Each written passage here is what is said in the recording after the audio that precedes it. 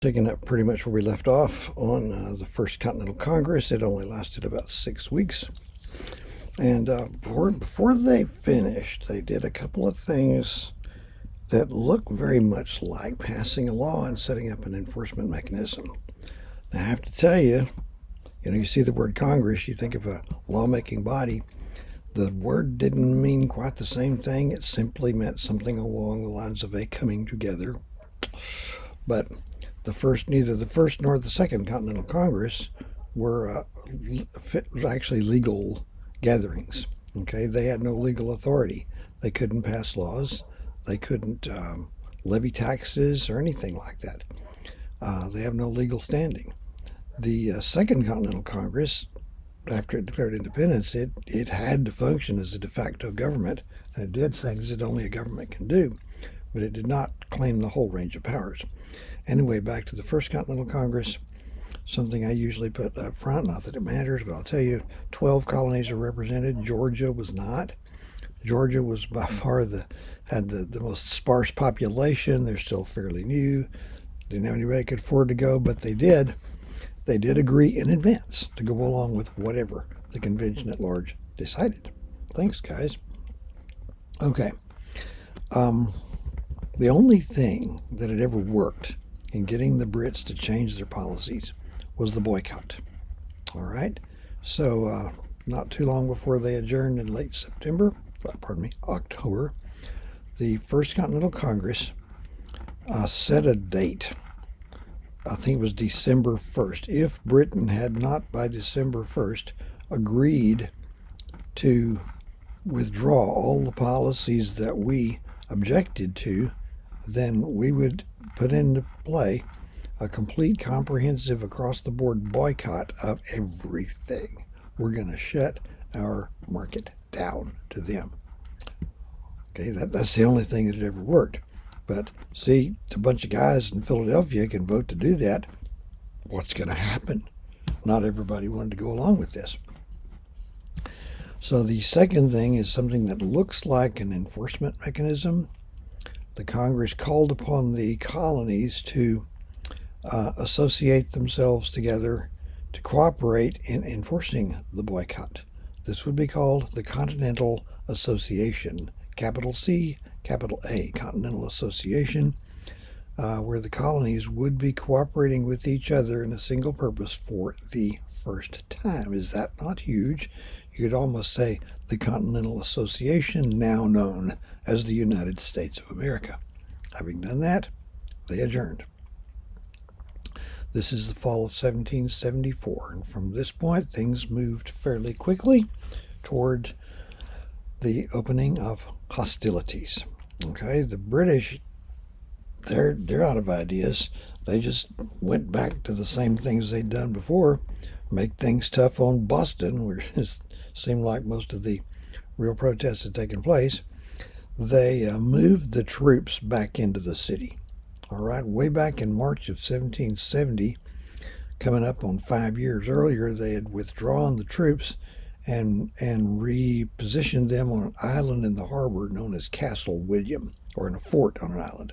They've been sitting out there filing their nails since March of 1770. It's now late 1774, so they get moved back into the city. And their numbers were greatly increased. Several regiments of British troops arrived, bringing the numbers of British troops up to between 3,000 and 4,000. And that's enough to keep order in Boston.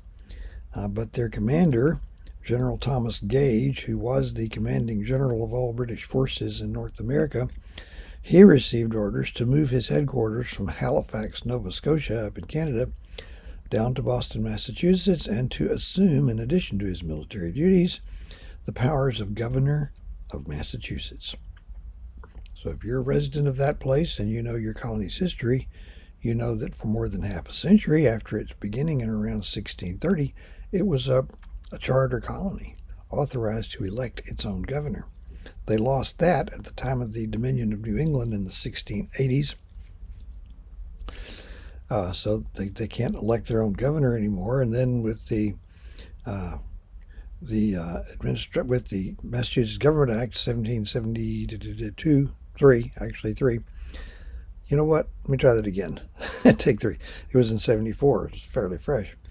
The charter had been changed, giving the governor near dictatorial powers, and right on top of that, your governor's a red-coated British general with a 4,000-man army. Boston has gone from being what amounted to a free republic to being a military dictatorship. Make sure you understand the British troops are in Boston. The rest of the colony, there aren't any British troops out there, so tensions are rising rapidly.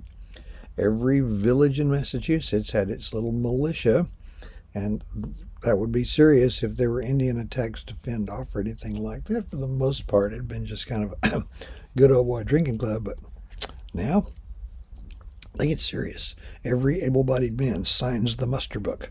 That's the equivalent of enlisting. And they would gather, I'm guessing probably on weekends, and spend hours drilling and practicing. They're stockpiling arms and gunpowder, maybe a few old cannons left over from the French and Indian War. They're getting ready to defend themselves. Okay? Hats off to them. They get to feeling pretty good about themselves. They start calling themselves Minutemen. That expressed the boast that they could mobilize and be ready to fight in a minute's notice. And when the time came to back that up, they pretty much backed it up. Okay? They're not to be trifled with. Okay, along the way, General Gage, who had received secret orders to use any means necessary to pacify the situation, i.e., put down what looks like a rebellion, he's answering back that he's going to need more troops than 4,000 to get this done, and he's not really getting any help on that, but he's got orders. He's also got spies and people willing to give him information. So in the early months of 1775, on 2 occasions, he sent troops out of the city to carry out certain missions. Okay? If they knew where arms and ammunition had been stored, British troops would just show up, destroy the stuff, and get out. Nobody knew they were coming. So they got that done twice. It was quick, it was efficient. The war began when General Gage went to the well one last time. By the way, I wanted to mention, when we talked about starting the French and Indian War, way back, it's been 20 years earlier, Braddock's defeat on the Imperial side, which then included us, there were only 2 officers at Braddock's defeat who escaped unscathed. One of them was George Washington, the other was Captain Thomas Gage. He's back. Okay. April 18th, 1775, General Gage sent out about 700 British regulars who had kind of a double mission. Their primary mission was to march out to town of Concord, Massachusetts, west of Boston. It's walking distance on a long, hard day. And there to find and destroy some military hardware and supplies that have been cached there. Their route would take them past the town of Lexington. At Lexington, it had been reported, Samuel Adams and John Hancock were out there. They got out of town somehow, and they're out there visiting some of Hancock's relatives in a house that still stands. I've been there. They're making a lot of noise. The general in charge of this operation was not quite as efficiency-minded. Everybody in Boston knows something's about to happen. Those troops are leaving. But remember, Boston is almost completely surrounded by water. It's on a peninsula. The land access to the mainland was heavily guarded. You can't just walk across it. There were warships lying at anchor in the harbor.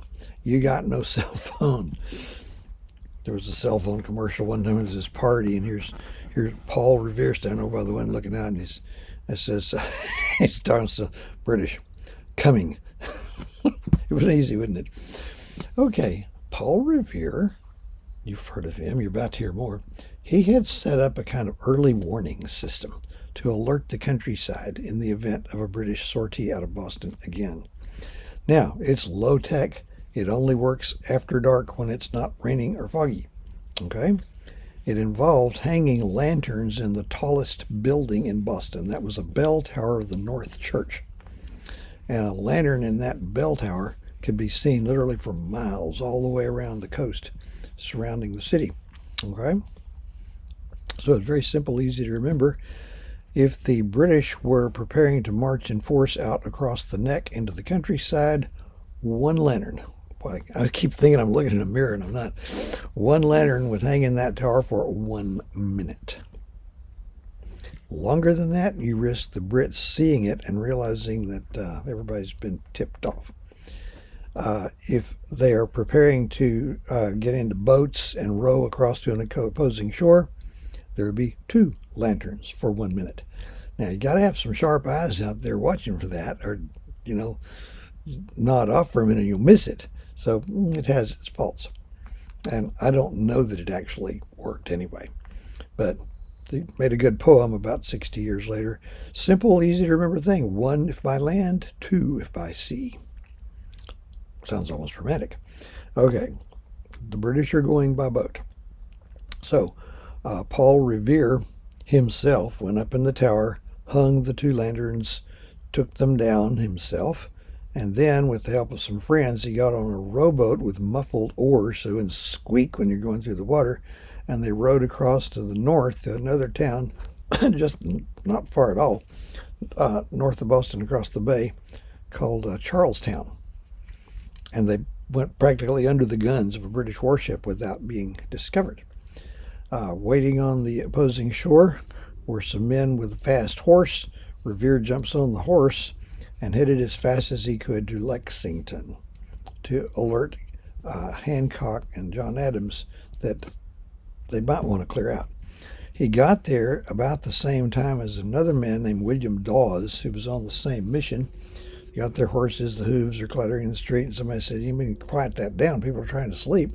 One of them replied, "You'll have noise enough presently, the regulars are out." That may be the basis of the cry, "The redcoats are coming." Incidentally, the people assumed that people rode through the streets, "The redcoats are coming." Or, alternatively, "The British are coming." You know why they wouldn't have said that?